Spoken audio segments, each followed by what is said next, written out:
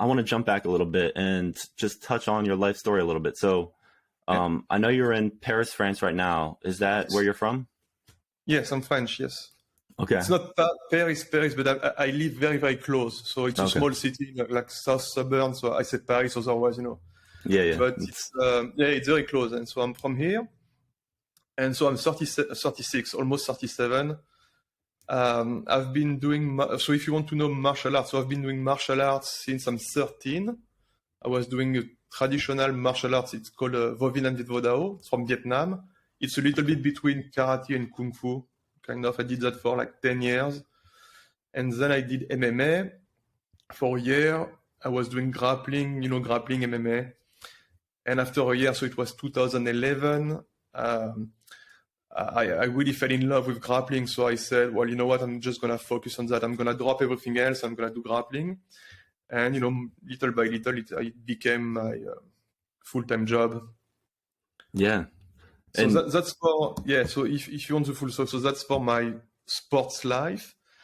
And so my personal life, so after high school, I did a master in computer science. So 5 years. After that, I didn't work in computer science because I always wanted to be an entrepreneur. And my father, he was an entrepreneur. He had a company in real estate. And I started to work with him. And my idea at the time was to buy the business like 10 years after I start and, keep doing what he's doing. But like very quickly I realized, well, I made a mistake. It's not what I wanted to do. So I wasn't really comfortable doing my job. I didn't really like it.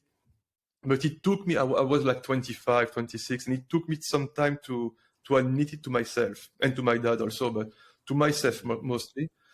And so, one day I finally said, it's not what I want to do. So I need to find something else. I need to find a way to get out and to do my own thing. And so I was looking for opportunities and I found, MBA programs. So I guess you know what an MBA is. It's a Master in Business Administration, very popular in the US. So I did the one at HEC. It's the number one business school in Europe. So it's a good school. It took me years to get in. I did it in 2016. And after I graduated, it was late 2017. So I quitted my job and I said, okay, I'm just going to give it a go. So I worked on a startup, didn't work out. I worked on a second startup, didn't work out. And in 2019, I thought, well, you know what? I'm going to work alone and I'm going to work on e-commerce. Because, it was like, I love marketing, I love sales, I love, computer stuff. So it was like a good fit. I'm comfortable working alone. And I started to do that. And very quickly, and it was like not planned, it was out of the blue, I started so it was 2019. So it was the time when Gordon released his first DVD, Gordon Ryan, which is, so for people who don't know, so Gordon Ryan is like the best grappler in the world. Is like the poster boy of the, he's like the flagship of the sport. The Michael Jordan of exactly. So he's jiu-jitsu.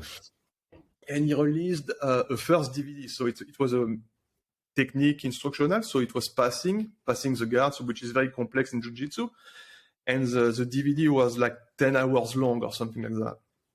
And so I was working at the time on a startup, on my business, on my e-commerce business. I was trying to figure it out. And I was watching the instruction at night. And one day, after like an hour or two watching, I'm like, okay, well, there is way too many information in the DVD. I'm never gonna remember anything. So I started to do a map. It was only, it was just for me, just to learn. So I started to do a map and I did it every day, like every night, 4 hours a night for 10 days straight. So it was like 40 hours. So it was a big map.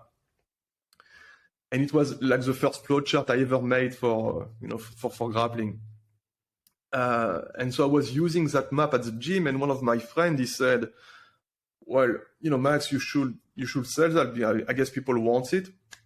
And I was like, yeah, well, it's a PDF, it's a map. Who wants to buy that? No one. But I was like, you know what? Why not? Let's try. And so what I did was I posted a video on Instagram, a story on Instagram of the flowchart at the gym, and I tagged Gordon. And lucky enough, I mean, Gordon saw it and he reposted it. And so like after an hour, I had like, I think I had like 1,000 people, maybe 15, asking me, "Hey man, I mean, can I get that? Can I get that? It looks cool. Can I get it?" And I thought, oh well, well, it took me 40 hours to do it, so I'm not gonna give it for free. But yeah, sure, I can set up a website and I can sell it, and why not? And that's how it started actually. So I did my first, I did the website, the first version. So sold some flowchart, and then I contacted BJJ Fanatics, which is the owner of the DVD. So that's the company who releases those DVDs and who creates them. And we go back and forth, and eventually they do a post on their Facebook group to promote what I did. And so it was a good first exposure, and I got my first 100 customer with that post. And so at first it was just that, I was still working on something else, and I thought in my mind it was like one shot. Okay, I made like $3,000 or 3,000, something small, but that was it. But then Gordon released the second DVD, and so I was like, well, since I did the first one, I'm gonna do the same thing. So I did a flowchart for the new DVD. I didn't, no advertisement, no nothing. I just upload it on the website, and people buy it as well. I mean, the same people who bought the first one, they buy the second one. And so I thought, oh, okay, well, clearly there is a demand. So I was like, okay, let's give it a go. Let's try. And yeah, so I redid the website, new logo, new website, new everything. And very, very quickly, I think it was October 2019, I got a message on my Instagram from Ben Tong, which is the CEO of Polaris. Polaris is one of the biggest organizations for professional jiu-jitsu in Europe. And I thought he wanted me to fight on one of his shows. So I was like, oh yeah, well, what can I do for you? Because I did a competition like 2 weeks ago. So I thought, well, maybe he saw my fights, maybe he wants me to fight. And he goes, well, one of our sponsors just canceled, so I've got a spot for in 2 weeks to sponsor the show. I mean, you want to do it? And I was like, oh, okay, well, it's in 2 weeks. I thought, okay, I'm gonna do it.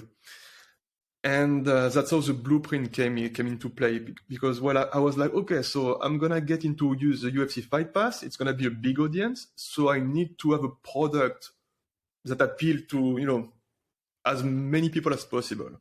Right. And so the flowchart of the DVD would not make it, because to use the flowchart of the DVD, well, you need to have the DVD, which is not everyone, obviously. And so I thought, well, I'm gonna do a flowchart with embedded videos, my videos, for white belts, which is the biggest market. And so I worked day and night for a week. I called my friend, hey, can you be at the gym tomorrow, because I need to record like those 74 techniques. I said, yeah, okay, I'm gonna be there. I'm taking a day off. Okay, let's do it. And so we work like work like around the clock for a week. I do the blueprint, and so I do the advertisement, the video, and everything. So it goes, broadcast live, and it's a big success, like overnight. It's like I'm doing sales, and that's basically how it started, the whole thing. And then after that, I just kept doing it, advertisement on Facebook, Instagram, and every day. And ultimately, so it's been 3 years now, 2.5.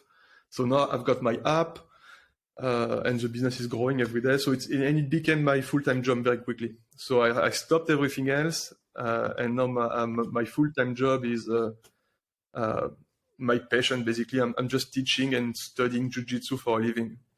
Yeah, that's awesome. Pretty much the story. Yeah, and do you love what you do every day? Yeah, big time. Yeah, the best part. Well, first, it's I am my own boss, so that's I don't have to do anything for anyone. It's just I work for me.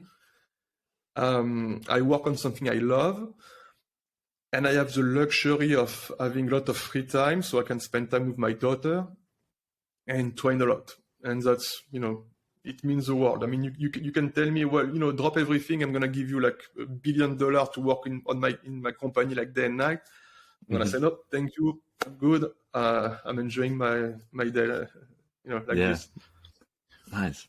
But yeah, so the luxury of time is critical to me. I mean, to escape those corporate jobs and those 9 to 5 or 9 to or whatever whatever you're doing. Yeah, it's a big luxury. Yeah, it seems too like you knew what you liked. Like I'm just kind of picking up from what you're saying, that as you're going, you make this map and you kind of feel it. It sounds like you feel kind of I'm onto something here. This is was there excitement, or what was that like? Well, like you said, I always knew what I wanted to do. Like I had an idea. Okay, I wanted to be an entrepreneur. I wanted to have my own business. I didn't want to be like like everybody else, having a corporate job. And even if you have a very good job, still to me, it's corporate. I'm not made for that. I have a problem with authority. When I was doing my MBA, we did a lot of of personality test, and I was always flagged as a what they call a rebel. Kind of an outlier a little bit in terms of whatever they found. But so I always wanted to be alone doing my thing, but I had no idea what I wanted to do exactly. I didn't know what kind of business. I didn't know in what field, and I was always searching for ideas, looking for opportunities. And like you said, when you see something, you go for it. But I wasn't really planning. Like if you go back 5 years ago and you told me, well, you're gonna do a business in jiu-jitsu, I would be like, well, I'd like to see that for sure, because I have no clue what you're talking about. I mean, I just don't know. So yeah, I think a lot. If you want to talk about entrepreneurship, I think a lot of it goes from resilience, because it's hard. Yeah. It's really hard, and you need to be resilient enough to keep going when it's not working, because it's not gonna work, day one or day two, actually, for that matter. It took me 2.5 years to actually have something that not 2 years, but it's 2 years of difficult moment, of a lot of doubts and tough decision to make, because of course I had some money on the side to provide my family for 2 years, but after that it's like, well, okay, well, I've got nothing left, so it's either I find something that works or I find a new job. But it's so resilience is key if you want to go to that path. Gotcha. And do you think that just sort of knowing what you wanted kind of from the start is what kind of gave you the ability to have that resilience? Probably, yes. I think that's part of it. I guess it's also, I guess sports and martial arts in particular is a very good help also, because as I mentioned, I did sport all my life and martial arts since I was 13, and I think it gives you a lot of mental strength, to not give up, pushing through workout, and pushing through, when you get injured, you have to come back, and it's basically never giving up. And I think it helps. I guess it's mostly that. I guess it may be also, I don't know, maybe seeing my dad, because it was, I remember, because he started his business when I was born, and I remember when I was young, like the first 10 years, it was tough. Eventually it became extremely successful, but it was difficult at first.